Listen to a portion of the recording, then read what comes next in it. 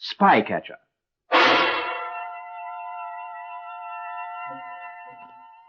A series of true stories of the unceasing search for enemy spies in wartime, based on the memoirs of Lieutenant Colonel Oreste Pinto of the Allied Counterintelligence Service.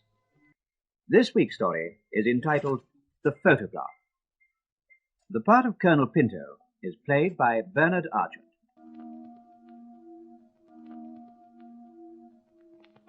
In the summer of 1942, our merchant ships were under constant attack by U-boats, and our shipping losses were running high. Not all of the losses were by the normal hazard of war, and I was called to the Admiralty, where a certain strange sequence of losses was explained to me in detail. After the meeting, I was asked to investigate, and the Lieutenant Vernon of the Royal Navy was attached to me as liaison. We returned to my office to discuss the problem. Well, Vernon, let's get this straight. Cigarette? Oh, thank you, sir. Now, what are the facts? The free use of the Mediterranean is being denied to our ships. Yes, sir. So supplies to the Eighth Army in the desert are being sent by the long route via the Cape. Yes, sir. Now, the convoys leave England under Royal Naval Escort and sail to Cape Town. At Cape Town, the escort leaves the convoy and returns at full speed to England to pick up the next convoy. And the merchant ships then sail unescorted into the Indian Ocean and then to Suez and the Eighth Army. Yes, sir. So far, the U-boats haven't penetrated to the Indian Ocean, at least not in any strength, and that part of the journey is safe. Now, the next point. Some of the merchant ships in the convoy are bound only for Cape Town. There they unload stores and supplies, and then turn back into the Atlantic and sail for England without escort. A small number of ships from each convoy, sir, usually 3 or 4 of them. They return on a predetermined course plotted to keep them clear of known U-boat positions. And this plan worked well until 5 months ago. There were some sinkings, sir, but the losses weren't high. 6 months ago, a certain merchant ship was transferred to the run, and since then the losses by U-boat have been exceptionally high. Naval intelligence have discovered this fact. Well, that's what we want you to investigate, sir. Now let me have this fact quite clearly. On each occasion when a group was intercepted and attacked, it contained a particular ship, the Bessborough. The group was attacked, but the Bessborough was not. On the last voyage, the Bessborough had to remain at Cape Town for overhaul, and the returning group, sailing without her, came home safely. Yes, sir. Our plotting of routes for returning ships has been very careful, but when this ship was there, they were intercepted. When she wasn't there, our plans worked well. Yes, so it could be coincidence. If not coincidence, it could be a breach of security. Someone on the Bessborough informing the Germans of the convoy's route. Well, that's what we think, sir. Well, there are strong pro-Hitler elements in South Africa. How long do these ships stay at Cape Town before they return unescorted? A week, 10 days. They have to unload and revictual and get their briefing and their orders. And the crews are allowed ashore? Yes. Well, where's the Bessborough now? Well, she's due in from Cape Town tomorrow morning. We can board her at Southampton as soon as she docks. What crew does she carry? Well, she's 8,000 tons. She'll carry a crew of 45. It's rather a mixed crew. Norwegian, Dutch, Belgian, French, and, of course, British. Right. We'll search the ship tomorrow at Southampton and interrogate the crew. Now, I'll get a team together covering Norwegian, Dutch, Belgian, and French. She'll have been at sea how long? About a month, sir. Yeah, so the crew won't like being held too long. So we'll take a team of 8. And you better make reservations on the night train. Yes, sir. Now, let's start laying our plan.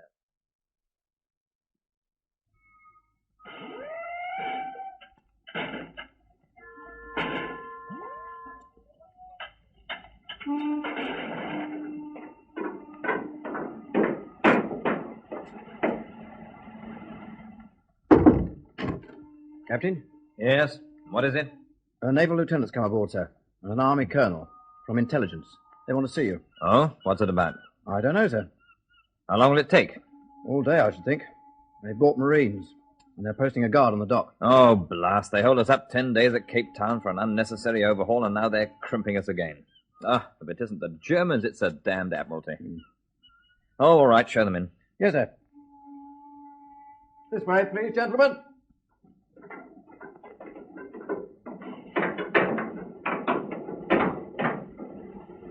thank you.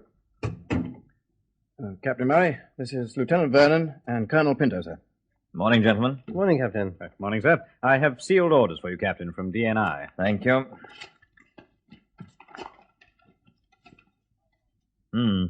How long will this take, Colonel? I don't know. I brought a team of 8 men. We should be through by the end of the day, with a bit of luck sooner. What do you mean by luck? What are you looking for? Well, it's a matter of security. Have a drink? No, thank you. You want to see all my crew? Yes, and the officers. And do you wish to question me? Not at the moment, Captain. I see. Well, here's a list of the officers and crew.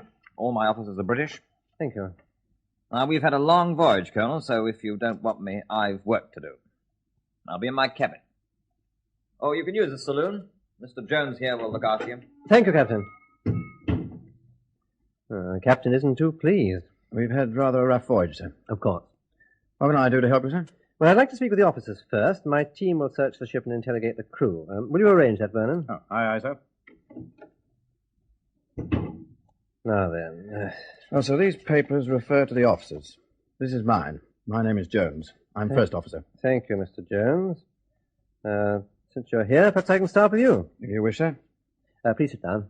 Thank you. The Bessborough is a new ship, isn't she? Yes, sir. Built during the war. You've been with her since she came into service. Yes, sir. When she first came into service, she was sailing to the Mediterranean and to Lisbon. Yes, sir. And for the past 5 months, you've been on this run to the Cape. 6 months. Oh, yes, 6 months. Have all the officers been with the ship since she was calling at Lisbon? Yes, all of them. And the crew? About 10 of them. Will you make me a list of the 10? Yeah. Thank you. Now, both Lisbon and Cape Town are places where we can expect to find Nazi sympathizers, Mr. Jones. Do you have any friends in these ports? No, sir. Do you know of any of the officers or members of the crew who have friends in these ports and who might be rather careless about security? No, the skipper's pretty hot on that, sir. He lectures them every trip. But do the crew have friends in these ports? Well, most of them have friends of some sort, but it's mostly through the seaman's mission. Well, do you know any of them who seem to have more money than they should have, or any who bring home expensive gifts? Well, most of them bring gifts home, sir. Look, if you can tell me what you're looking for, sir, perhaps I can be of more help. All right. But it must be in strict confidence. I don't want it to get all around the ship. Very good, sir. Now, your ship has made 5 trips to Cape Town in convoy. On each occasion, you have offloaded your cargo at Cape Town and returned in a group without escort. On 4 occasions, the group of ships was intercepted by U-boats and ships were lost. Yes. On the 5th occasion, the last one, you returned alone. Yes. Were you attacked? No, sir. Well, now we come to the point. You have experience of convoy work. Does it seem strange to you that whenever this ship sails with an unescorted group, the group is attacked? When it doesn't sail, they aren't. And when it sails alone, it's left alone. I don't know what you mean, sir. In all 5 voyages, were you ever actually attacked? Well, we were in the danger zone. Now, were you ever actually attacked? Did you have a torpedo fired at you? Were you ever shelled? No, sir. Well, you might say she's a very lucky ship. I hope she is, sir. Can you explain this good luck? Well, we have a good skipper, sir. Been in a lot of actions, knows what to do. There's no fussing around with him. No, I'm sure there isn't. But let's think of this. Supposing there's a breach of security about the briefing of these groups from one of the ships concerned. But who'd do that? Why should anyone risk his life? Maybe he isn't risking his life. Supposing his ship is left alone. It could be a good bargain. Do you think anyone could make an arrangement with U-boats? Do you think a U-boat commander will leave a merchant ship alone? Have you any idea what it's like out there? No, I haven't been out there, and I don't know what it's like. I'm sorry. We don't know whether it's this ship or any other ship. But we have reason to believe that it may be happening, and we must find out. Now, will you help us? Yes, of course I'll help you. I better start by giving you a complete... I interrogated the first officer, learned the hazards of convoy duty, and found that I had a good friend in him. While my team were at work with the crew, I had an interview with the second officer, Mr. Ridge. How long does the voyage usually take, Mr. Ridge? Oh, from 23 days to a month. And what's your usual route? We obey orders. Sometimes we keep close to the African coast. Sometimes we go out in the Atlantic, and there's a great deal of zigzagging. But you try to keep near each other, to stay in a group. It's advisable. Why? In case there's trouble. The ship might break down or be attacked. We've picked up a number of survivors. On these trips when the group had been attacked? Yes, the skipper always returned to look for survivors or ship's boats. He's been rescued twice himself. And, well... On these voyages, you're on the bridge? Yes, most of the time. Would it be possible for a signal to be made from your ship without it being spotted by the watch? At night? At night. Impossible. The old man's very strict. From any other ship in the group? Well, it's hard to say. All of these attacks, were they sudden? Unexpected? Oh, they always are. The first thing you see is explosion. Then a column of black smoke rises from one of the ships. Then you hear the sound of the explosion. Then there are flames. And by this time you're swinging round off course and starting to zigzag all over the ocean. You look back, the other ship's heeling over. And you know that somewhere down there's a U-boat. And she wants you next. Yes. Now, we're talking about a breach of security, Mr. Ridge. Is there anyone on this ship that you could suspect? This ship? Well, it might not be this ship, but I'm asking you this question. Is there anyone on this ship you might suspect? Anyone whom you've seen behaving unusually, behaving suspiciously? Well, they're a pretty mixed bunch. Most merchant crews are these days, and some of them don't speak English. But I can't think of anyone who'd do that. No one at all? No one on this ship.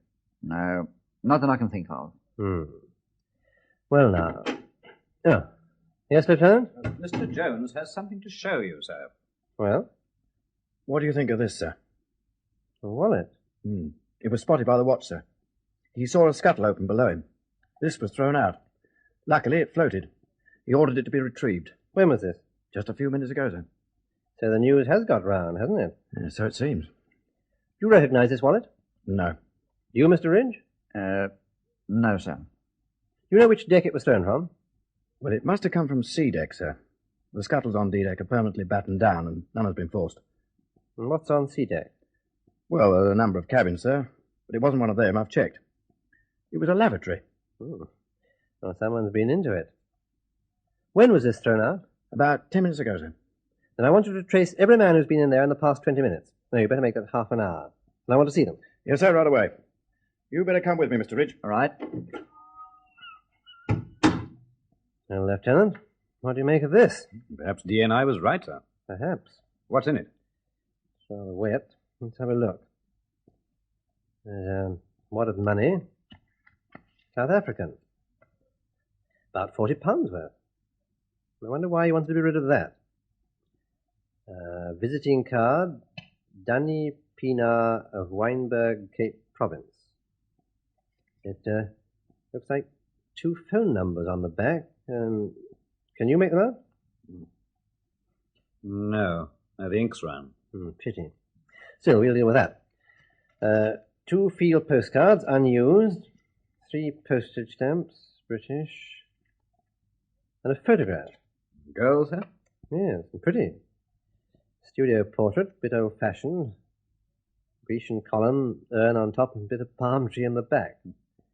Continental, I'd say, Spanish or Portuguese. What do you think? Not Spanish, sir. What isn't? Oh, the girl. It says, all my love, Greta. And my is spelt M-E-I. It might be German. Any luck, Mr. Jones? Yes, sir. 3 men have been in there in the last half hour. Who are they? 3 members of the crew, all British. Jenkins, Harley, and Wilkes. Any of them tried to deny it? No, sir. You're quite sure that was the porthole this wallet came out of? The officer of the watch is certain. Well, look what was inside it. £40 in South African notes. Did you ever know an AB to leave a port with £40 in local currency? Well, it depends, sir. It's unusual. It's a lot of money to be thrown away. Yes. And this photograph. All my love, Greta. Do you recognize it as belonging to any of the crew or any officer? No. Now, you say the 3 men are Jenkins, Harley, and Wilkes. Which one was in there nearest to the time this was thrown out? I'm not quite sure, sir. Either Harley or Wilkes. Well, I'll see Harley first. But I want the others kept under guard. Do you know much about Harley? Yes, he's a quiet lad, good sailor. What does he do in port? He stays aboard most of the time. He studies. He's studying to be an officer. Does he drink? No, very seldom. Never seen him drunk. He has a good record. Well, I'll see him first. Very good, sir. And I think perhaps I'll accept your captain's invitation for a drink in the meantime. Yes, of course, sir. Help yourself.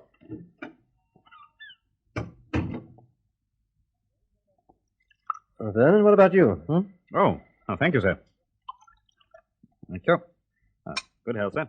Cheers. Abel Seaman Harley was a good-looking lad of about 25, neatly dressed and clean. He was the type of young man who would be studying for his ticket, studying to be an officer. I showed him the contents of the wallet, the money, the photograph, the visiting card, and the wallet itself. Asked him to inspect them. He took a long look at them, especially the wallet, and then he said, No, sir, they're not mine. I had a wallet that looked like this once. It's hard to tell now, but I don't think it's mine. What happened to your wallet? It was stolen, sir. Someone took it when I was ashore. Oh? When was this? About 4 months ago. Did you report the loss? I know, sir, there was nothing of value in it, and the wallet wasn't worth much. But it looked like this one. Yes, sir. Did you lose it aboard or ashore? Don't know, sir. It looks like I lost it aboard. Sit down, please. How long have you been with the ship? Well, 18 months, sir. Since our first voyage. I understand that you're studying to be an officer. Yes, sir. What do you think of the other members of the crew? They're pretty rough lot, sir. Mostly foreigners. All they think of is women and drink. Till the war's over. Well, it's a dangerous life. Perhaps they're trying to forget. I'm told they call their present run U-Boat Alley. Yes, sir. Because of the number of attacks on the home journey, Yes, sir. We've been attacked almost every time. Except this last trip, Yes, sir. when the ship travelled alone. We were in for repair. Yes, I know all about that, Harley. Do you know the reason for this inquiry? I've heard the men talking. It's something to do with spotting U-boats. Helping U-boats. What do you mean, sir? Shortly after this inquiry began, this wallet and the contents was thrown from a porthole on the starboard side of this ship on sea deck. Oh, yes, sir. I heard about it. I saw the bloke go over the side for it. Well, the porthole is in one of the heads, I think they're called. And about that time, you were seen to use that place. Is that why I'm here, sir? Yes. But it couldn't have been me, sir. I don't have a wallet. Don't you? Didn't you replace the lost one? No, sir. If you carried a wallet, Harley, and it was stolen, why didn't you replace it? That's why, sir. People think you've got something in a wallet, so it gets stolen. I haven't any use for them. I see. Turn out your pockets, please. Go on, turn out your pockets. All right, sir. Harley began to turn out his pockets, and he produced the usual things. A cigarette packet, a box of matches, a bunch of keys, a handkerchief, some foreign coins, some loose change, fountain pen, pencil, and from his inside pocket, his identity card and 3 letters from home. I examined the 3 letters with interest. Is that the lot? Yes, sir. There's an interesting thing, Harley. If any of us in this room turn out our pockets or empty our wallets, there'll always be something to identify us. Well, it's natural. You've produced your identity card, and also 3 letters addressed to you. Yet someone throws away this wallet, and there's nothing in it to identify the owner. There's a visiting card there, sir. But there's no one on board named Pienaar, is there? There's also a great deal of money. Now, do you know anyone who could afford to throw away this amount of money? Jenkins? Wilkes? No, sir. They don't have any money. But some of the foreign ones do a bit of trading. Trading? Do you know of anyone who would trade with the Germans? No, sir. And there's this photograph. Whoever knows this girl would trade with the Germans. Look at the back. All my love. And my is spelt M-E-I. There's one German in the case. Do you know who it is? No, sir. But I do. And now we'll stop beating about the bush, Harley. You say you don't carry a wallet? No, sir. Not for the past 4 months? No, sir. Then let's look at the 3 letters that you are carrying in your pocket. This one is postmarked 3 months ago. This one 2 months ago. This one 5 weeks ago. You tell me that you've carried this in your inside pocket for 3 months. It's clean, uncrushed. The corners aren't even turned over. And this one in your pocket for 2 months? Unsoiled, smooth, no dog-eared corners. Do you expect me to believe that you can carry an envelope in your pocket for 3 months and it'll still look as clean as this? No. 20 minutes ago, these letters and this identity card were inside that wallet. And that wallet was in your pocket. It's yours. The money was too dangerous while we were on board. And you took these letters out before you threw the rest away because they would identify you. Well, it's not you we want now, Harley. We've got you. But who made you do this? How did it happen? In Lisbon? In Cape Town? We must know who they are. You do know Greta, don't you? Yes. All right, Harley. Tell us about her. Yes. Go on. I met her the first time I sailed to Lisbon. I don't go out with the rest of the crew. I met her in a cafe.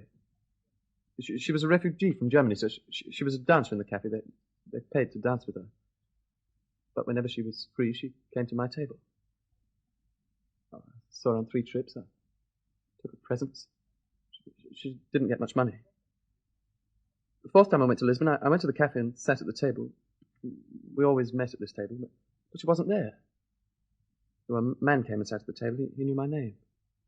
And when I asked about Greta, he took a bracelet from his pocket and put it on the table. It was a bracelet I'd given her.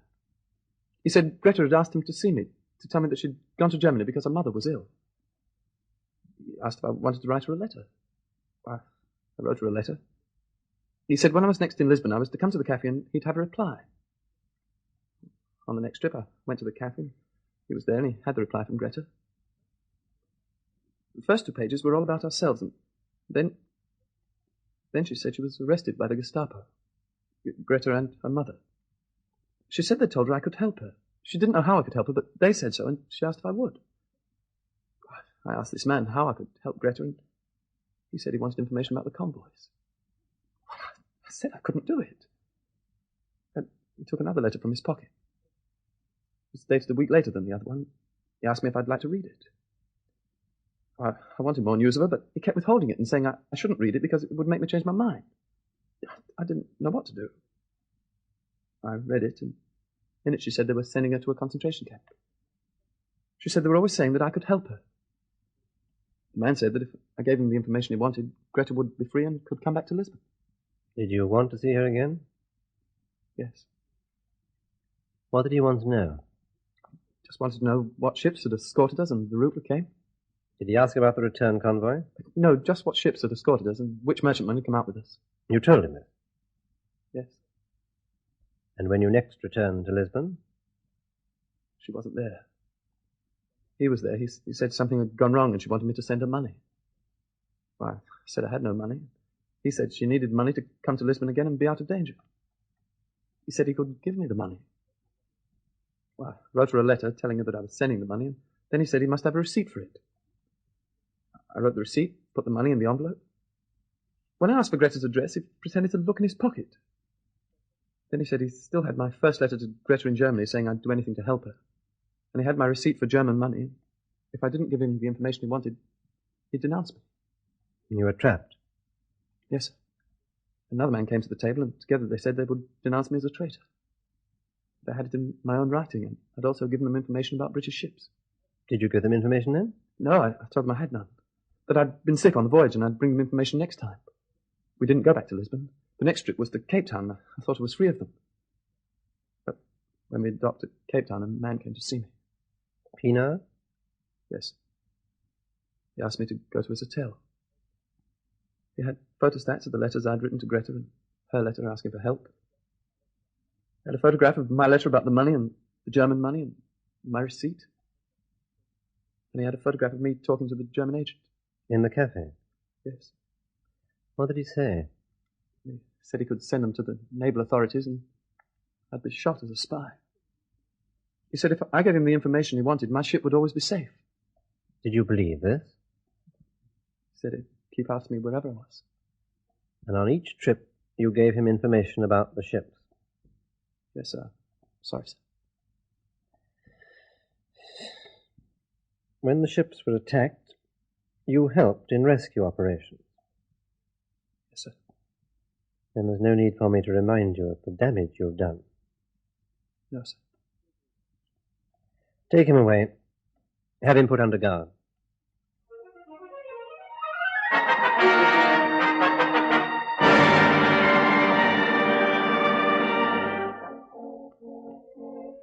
Harley, that is not his real name.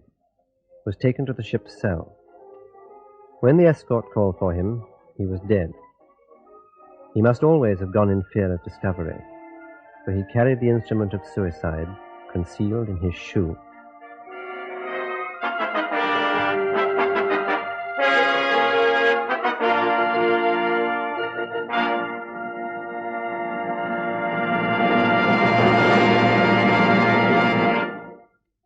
You've been listening to Spycatcher, with Bernard Archard as Colonel Oreste Pinto. The script was written by Robert Barr, and the program produced for the BBC by Charles Maxwell.